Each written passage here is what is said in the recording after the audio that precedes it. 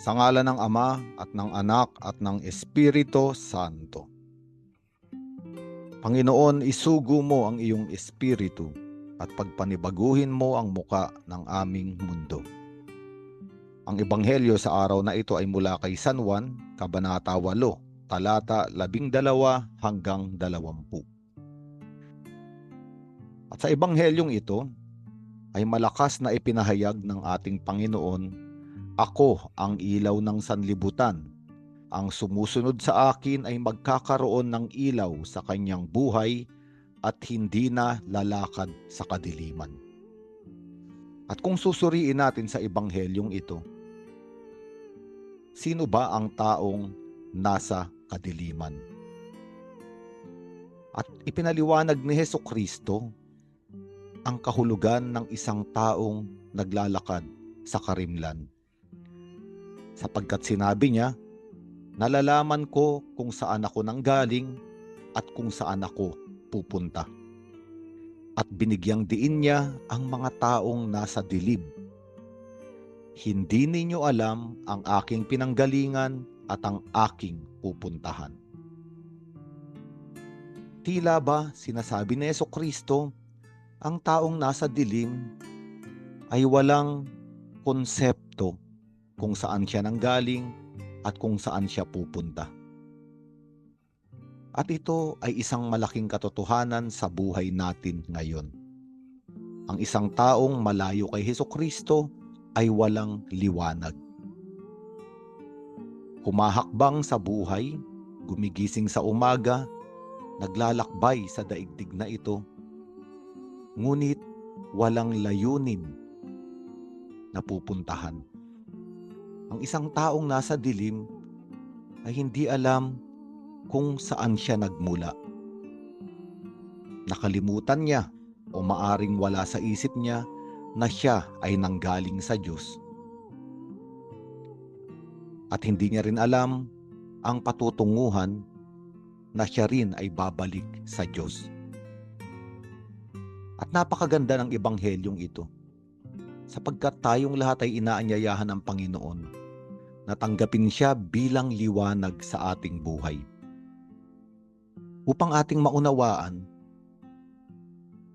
ang totoong kahulugan ng ating pagkatao, na tayo lahat ay nilikha ng Diyos.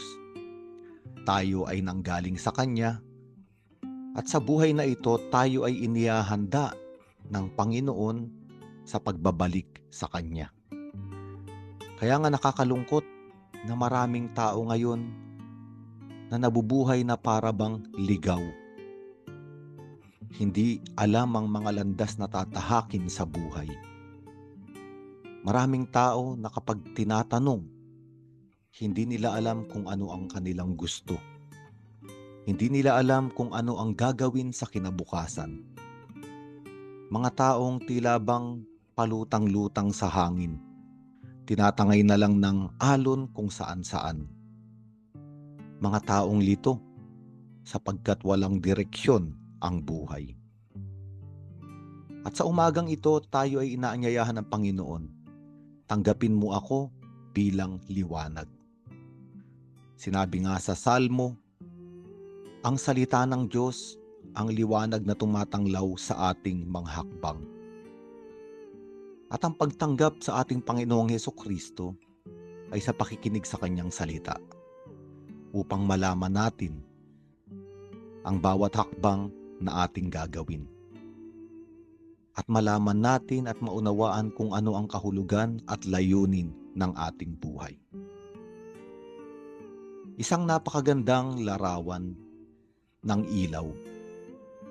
Sapagkat ang ilaw, habang nagbibigay ng liwanag, siya ay nauupos, katulad ng isang kandila.